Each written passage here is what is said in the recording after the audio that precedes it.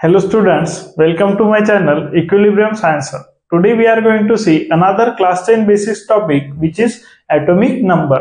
आतापर्यंत आपण बघितलं की ॲटम काय असेल, त्यानंतर ॲटम साठी आलेल्या डिफरंट थेरीज बघितल्या, जसं आपण बघितलं डाल्टन्स ॲटॉमिक थेरी, त्यानंतर आपण बघितलं थॉम्सन्स मॉडेल ऑफ ॲटम, त्यानंतर आपण बघितलं रुदरफोर्ड्स मॉडेल ऑफ ॲटम, त्यानंतर आपण बघितलं बोर्स मॉडेल ऑफ ॲटम. आता बोर्स मॉडेल ऑफ ॲटम मध्ये जे इलेक्ट्रॉन्स डिस्ट्रीब्यूट केले होते ते डिस्ट्रीब्यूट केले होते शेल्स मध्ये. सो आपण शेलच्या कॅपॅसिटीनुसार मीन्स शेलची जी कॅपॅसिटी असेल त्यानुसार बघितलं की शेल्स मध्ये किती इलेक्ट्रॉन्स मॅक्झिमम येऊ शकतात. जसं के शेल मध्ये मॅक्झिमम इलेक्ट्रॉन्स येतील 2. K shell is the first shell आणि फर्स्ट शेल मध्ये मॅक्झिमम इलेक्ट्रॉन्स फिल होऊ शकतात 2. त्यानंतर एल शेल मध्ये फिल होऊ शकतात 8 इलेक्ट्रॉन्स.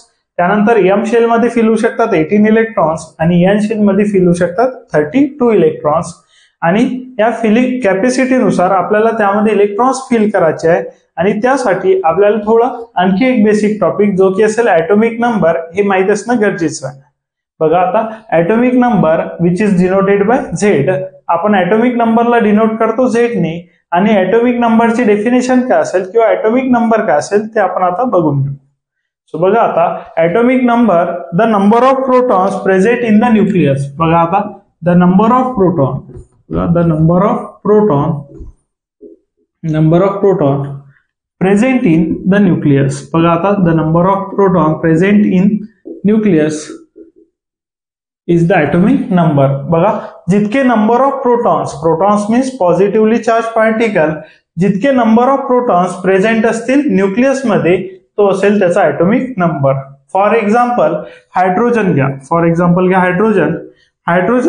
हायड्रोजनच्या न्यूक्लियस मध्ये असेल 1 प्रोटॉन. बघा आता हायड्रोजनचा जो न्यूक्लियस आहे त्यामध्ये 1 प्रोटॉन आहे.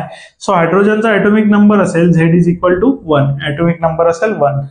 नेक्स्ट एक्झाम्पल घेऊ शकतो आपण हिलियम. हिलियमचा ॲटॉमिक नंबर असेल 2 means Z is equal to 2 means याच्या न्यूक्लियस मध्ये नंबर ऑफ प्रोटॉन्स प्रेझेंट असतील 2.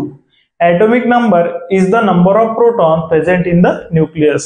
न्यूक्लियस मध्ये किती नंबर ऑफ प्रोटॉन्स प्रेझेंट आहे त्यावरून डिटरमाइन होते त्याचा ॲटॉमिक नंबर.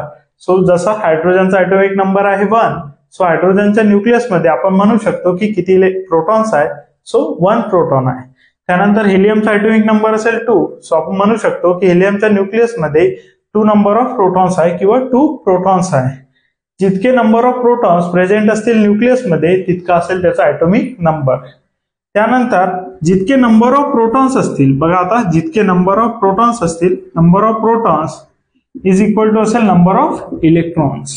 बघा आता number of protons is equal to असेल नंबर ऑफ इलेक्ट्रॉन्स. मीन्स जितके नंबर ऑफ प्रोटॉन्स असतील तितकेच नंबर ऑफ इलेक्ट्रॉन्स असतील आणि तितकाच असेल त्याचा ॲटॉमिक नंबर. बघा आता atomic number which is denoted by Z. आता ॲटॉमिक नंबरला डिनोट केला आपण झेडने आणि जितका ॲटॉमिक नंबर असेल तितके नंबर ऑफ प्रोटॉन्स असतात आणि जितके नंबर ऑफ प्रोटॉन्स असतील तितकेच नंबर ऑफ असतात इलेक्ट्रॉन्स. बघा आता नंबर ऑफ प्रोटॉन्स हे इक्वल असतात नंबर ऑफ इलेक्ट्रॉन्सला, पण तेव्हा जेव्हा ॲटम कुठल्याही बॉन्डिंग मध्ये इन्व्हॉल्व नसेल तेव्हा number of protons equal to असतात नंबर ऑफ इलेक्ट्रॉन्स. दोन्ही नंबर काय असतील सेम असतील मीन्स प्रोटॉन्स जितके तितकेच इलेक्ट्रॉन्स.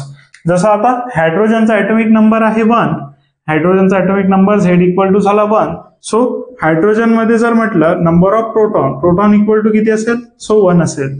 त्यानंतर इलेक्ट्रॉन्स किती असतील तर 1 असेल. त्यानंतर एक्झाम्पल बघितलं आपण हिलियमच्या न्यूक्लियस मध्ये किंवा ॲटॉमिक नंबर आहे 2.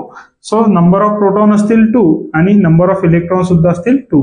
जितके नंबर ऑफ प्रोटॉन्स असेल तितकेच नंबर ऑफ असतात इलेक्ट्रॉन्स आणि तितकाच असतो त्याचा ॲटॉमिक नंबर. सो आपण ॲटॉमिक नंबर म्हणू शकतो the number of protons present in the nucleus is called its atomic number. ॲटमचा जर ॲटॉमिक नंबर माहित करायचा असेल सो तो असेल number of protons present in the nucleus. बघून घ्या.